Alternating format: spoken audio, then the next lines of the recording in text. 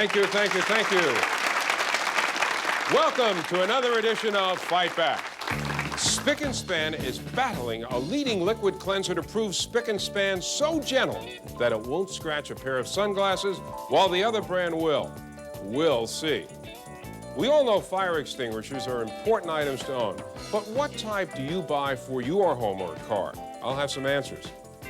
I'll have a report on a new type of auto safety glass that could prevent hundreds of thousands of injuries every year in this country. And in our continuing series on fighting back against crime, I'll show you some of the latest personal security devices on the market that seem to be right out of a James Bond movie. All this and more right after these messages. Stay with us. Spic Span makes a claim on their commercial that Jess Aguilera of Whiting, Indiana finds hard to believe. This is what he writes. They take a pair of sunglasses, wipe one lens with Spic Span and the other with another cleanser. The other cleanser scratched the lens and Spic Span didn't. The whole object was that Spic Span was better for acrylics. Would you like to put this to a challenge? The answer, Jess, is yes. But to do this challenge, we had to put together a strange cast of characters.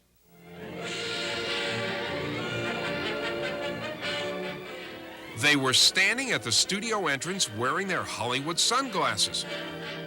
Were they groupies waiting to see their favorite TV show? Waiting in line to see their favorite TV star? Or could they possibly be waiting for me? Hi there, are you here for the Fight Back show? No, we're here to get your sunglasses. My sunglasses? Yes, your sunglasses. As it turned out, they were volunteers. Aaron Suzar, Yolanda Pohl, and Jordan Elias. And they were here to help us challenge the Spic Span commercial. Thank you, Mr. Horowitz. You're welcome. Gee, I was hoping they'd ask me for my autograph. On the commercial, they issue a warning to people with acrylic baths that you could scratch that shine off if you continue to use liquid cleansers. To demonstrate, they rub a leading liquid cleanser on one of the sunglass lenses using 50 strokes. They do the same thing on the other lens, but this time they use Spic Span. And again, they rub 50 times. After rinsing, their test showed scratches on the liquid cleanser lens, but the Spic Span lens was undamaged. When Procter & Gamble heard we were going to challenge that claim, Spic Span sent us a complete kit, including a pair of sunglasses like the ones used on the commercial. And the challenge began. The bucket was filling as Aaron poured the liquid cleanser on a handy wipe, and Jordan started the count. 1, 2, 3, 4, 5, 6, 7. Yolanda's job was to keep track. 28. Remember, on the commercial, they rub each lens with exactly 50 strokes. 48, 49, 50. That side completed, Yolanda now follows directions by measuring out 1/4 cup of Spic Span and mixes it in 1 gallon of water. And now the other side. Hand me the Spic Span. 1, 2, 3, 4, 5. And again, Yolanda keeps count to make sure they use exactly 50 strokes. 48, 49, and 50. Okay, they're finished. And the tension mounts. And sure enough, the liquid cleanser side is scratched, but the Spic Span side shows no scratches at all. And now our testers. What do you think, Jordan? Spic Span definitely passed our test. Aaron? I think Jordan's right also. And Yolanda? I think Jordan's right, too. That it passed? Yes. It's 3 out of 3, and Spic Span passes the Fight Back commercial challenge. Now I'm going to try these glasses on. You know something? It's scratched on the right side. I can't see out of it. I got to tell you, I really felt silly wearing those glasses, and I did look silly, didn't I? That's what I thought. But you know, they were the ones exactly like the glasses that they used on the original commercial, and that was important. But in our test, The leading liquid cleanser did scratch the lens, just like on the commercial, and Spic Span didn't. So as far as the commercial was concerned, Spic Span passed our challenge. And to Jess Aguilera of Whiting, Indiana, we're going to send you a Fight Back t-shirt for sending us this challenge. I think that about everyone would agree that having a fire extinguisher around the house or in the car is a good idea. But the problem is picking the right one for the job, and this can get confusing. Most fire departments recommend dry chemical extinguishers for home use because they're the most commonly available. They're simple to use, and they're capable of knocking down just about any small household fire. Dry chemical, if you get an ABC dry chemical, we'll put out A, which is common combustibles, wood, paper, cloth. B is liquids, gasoline, grease, oil, paint thinner, you name it. C is electrical. And for those three types of fires, that extinguisher should be able to handle small ones all the way around. Small BC-rated extinguishers are not as effective on all types of fires as the ABC type, but they're a lot cheaper. If you're going to deal with the small extinguisher, you might as well just buy the BC. The BC being usually half the price, and get two of them instead of just one. If you're going to invest in an ABC extinguisher, you should get about a 5-pound extinguisher. That way you've got enough Class A firefighting potential there to really do something, to make it worthwhile. Portable fire extinguishers are also a good investment for car owners. By the time the fire department can get to a car, it's often too late. The car is a total loss.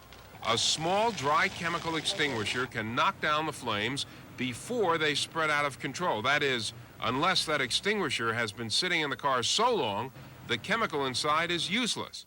You know, in a car, it packs down, bouncing down the freeway. In a boat, somebody puts in a boat, you know, they've been running a kettle in it, full bore. That stuff just gets hard as a rock in there. You had to use it, you'd have nothing.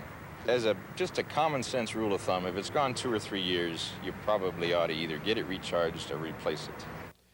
Another type of home fire extinguisher is the halon gas type.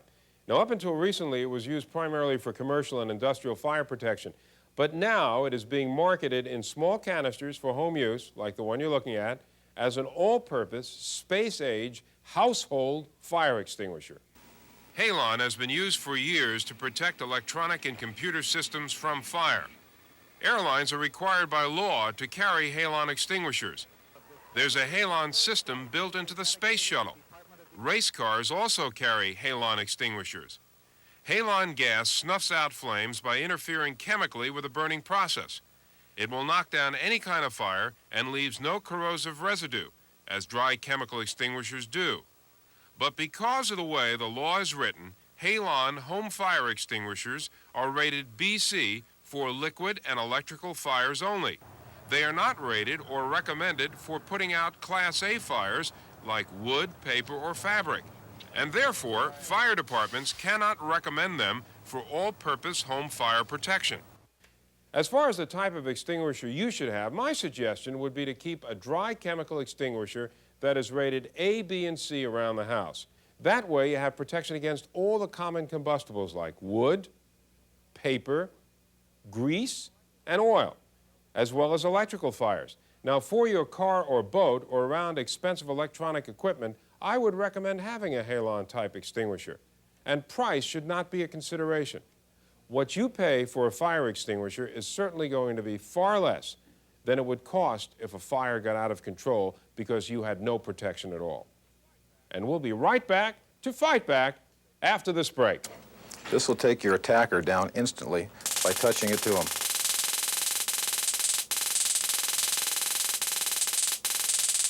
Here's a kind of frightening fact. More than 350,000 people are injured every year because they're thrown headfirst into the windshield in an automobile accident.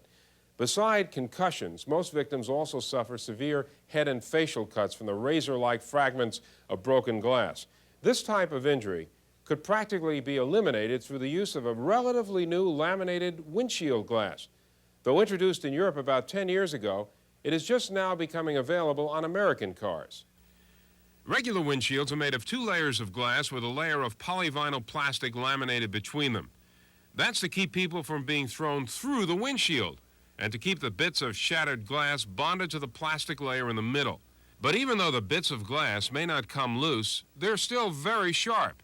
And at the point of impact, they can inflict severe laceration on a person's head and face.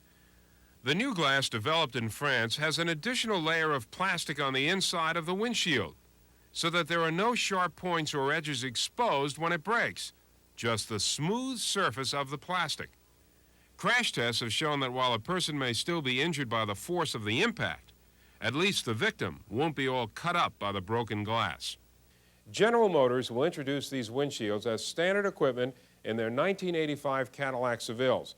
An improvement in auto safety glass is important, but in my opinion, if more people used their seat belts and more cars were equipped with airbags, then there would be very little danger of hitting the windshield at all. And speaking of safety, personal security is a priority for many of us because we are living in a society in which we are often afraid to walk the streets, ride on public transportation, or even stay at home without some protection. And so personal protection is becoming a major industry. New products, gadgets, and gimmicks are coming on the market every day. Ever had this happen to you? You're sitting at home alone and the phone rings. Hello? Hi, it's me again. Are you alone? I asked you not to call me anymore. My husband's gonna get very angry. But I'd like to talk to you. I can't talk, I'm sorry. The caller keeps phoning you and you don't want to take the call. To discourage this caller, you just touch a switch on the back of the phone, and when the phone rings again, you are prepared. Hi, it's me again. Why did you hang up? My wife told you never to call again. And if you do, I will call the police. It's called the voice changer, and it's just one of the devices we found at a company that specializes in personal protection. Like this bulletproof briefcase. By setting the controls from inside, it not only will record conversations through its hidden microphone from up to 300 feet. When stolen, it sounds a warning. And through these contact points concealed in the handle, it will shock the thief with up to 4,000 volts.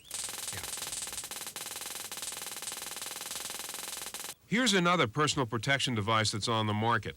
If you are attacked, you just touch the attacker with the stun gun, and it will give off a charge of 47,000 volts, rendering your attacker unconscious for up to 2 minutes. If this all sounds like something out of a James Bond movie, you might be right. The type of equipment that we carry, most people associate with the James Bond type equipment. And it's true to the point that it is futuristic. But our customers include people from all walks of life: housewives, private investigators, bodyguards, corporate securities, corporate executives, the normal everyday person.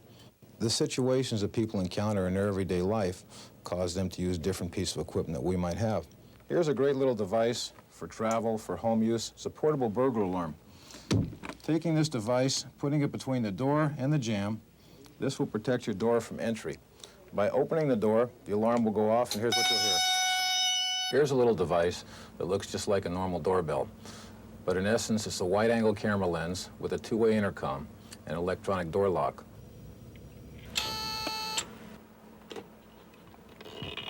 Hello, who is it? It's me, Bev. Phil, let me in. Okay. This is a phone scrambler. You would use this device to scramble your phone calls. You take your phone, place it in a device like this. Turn the unit on, and you talk in a normal voice. Hello, Bev, can I have my appointment with Mr. Pyle at 6 o'clock moved up, please? Now, someone who didn't have a phone scrambler who was trying to eavesdrop on you, this is what they would hear. Who needs all this stuff? We asked an expert. People at corporate level, they're finding that more and more of their secrets, when the president and the vice president would have a meeting at corporate level, that the people working for them would find out the information before they would release it. Take a simple little thing that, like the Cabbage Patch doll. Had there been any leaks at their corporate level, it could belong to someone else today. But because we all get those phone calls we don't want to take, I would think the most fascinating device was the first one we saw, the voice changer. And we had it demonstrated one more time. This is my normal voice. If I am bothered by a strange phone call, I can simply flick the switch. And now I can sound like a man. Hopefully, this will discourage somebody from calling me back again. At that time, I can again have my normal voice. The prices of these devices could vary or change. The stun gun is illegal in Hawaii and Michigan. Police have told me they don't recommend things like the stun gun. They say there have been cases where an attacker got even angrier and more violent after being shocked by such devices. Security experts do strongly recommend anything that makes a loud noise like an alarm or a noise-making gadget. Thieves and muggers just don't want to attract any attention. Although I don't endorse or recommend any of the personal protection items you have just seen, I thought you might be interested in knowing what's on the market. And you know, our studio audience is just fascinated by the telephone voice changer, aren't you? Yeah. All right. Well, you know what we've done? We have a volunteer who's going to come up and demonstrate it. Why don't you come over? And what's your name? Rosemary Murata, And where are you from, Rosemary? Oshawa, Ontario. That's near Toronto, Yes. correct? Okay. Now, Rosemary, I'm going to give you a chance to say something to the folks back home in Toronto, okay? Okay. Go ahead.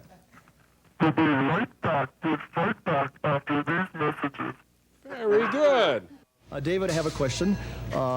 Last month, my auto insurance was increased. Why is it that a dealer, when he places an ad, it will state one car only? And right on the counter, Eye Level for Children, were all kinds of explicit sex magazines. And now it's time to take a few questions from the people we meet when our Fight Back crew is out on location taping stories for our program. The first question comes from Carlos Jimenez. David, I have a question. Just last month, my auto insurance was increased. I happen to live in a high-risk area, but I have a good driving record, and I don't think this is, fair. My question to you is, who can I go to get some help to keep my auto insurance low? Carlos, you are going to have to do some research if you want to get the best rate on your car insurance. If you have an insurance broker, he or she might be able to shop 2 or 3 different companies for you on the computer and tell you which one has the best rate for the type of coverage you want. If not, you should try 2 or 3 companies in your area and find out what they offer. The rates that insurance companies charge also depends on the area that you live in and how high a risk it is. Even so, there are insurance companies that offer discounts for customers with safe driving records, or those who do not use their car for business, or who live a short distance from their job, or who carpool. Other companies offer discounts to non-smokers, non-drinkers, students who have taken driver education or have a good academic record, and persons who have an alarm system in their car. The best time to shop around for new insurance is obviously before your current policy comes up for renewal. But remember, auto insurance companies can set whatever rates they want. You are powerless to change that, and if you live in a high-risk area, you're going to have to pay a higher rate. And our next question comes from Barbara Poland.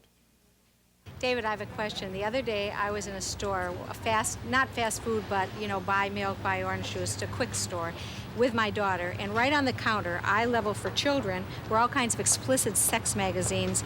And I said to the owner, why are these here where kids have to be exposed to them? And the guy looked at me like I was crazy. Tell me what I can do. I want to do something about it. Can I talk to somebody else about getting those off the counter? Barbara, you can definitely go further with your complaint. What you should do is call the store, ask for the name of the owner and manager. Find out when either of them will be there. Go there yourself to talk it out. Say that you find the placement of those magazines offensive. Say that you're concerned about them being in a place where children can see them so easily. If your complaint falls on deaf ears and the store is a chain store, call or write the main office and tell them your complaint. Some police departments have vice units that are willing to look into this kind of problem. Both the Chicago and Los Angeles police told me they would be willing to go to the store and talk with the owners about moving the magazines. They say they have done this before and that most businesses responded by moving the material to a more discreet spot. The reason? Businesses care about their customers' reactions. They want your repeat business. Our last question comes from John DeMarco. David, my question deals with ads from car dealers. Why is it that a dealer, when he places an ad, it will state one car only? If you get there right as the first customer in the morning, the car was sold the night before. Is that legal? John, it is legal to advertise one car as long as you point out there is only one car available. You have to realize when you see an ad like this, that one car featured is going to move very fast. And of course, very often, the price of the car is in very large print, while the phrase one car only is in tiny type. But under the Federal Trade Commission Act, it is illegal to continue to run an ad knowing that a car featured is no longer available. Car dealers have been fined severe penalties for this type of violation. But in the real world, prosecutors don't go after dealers who violate these laws only once.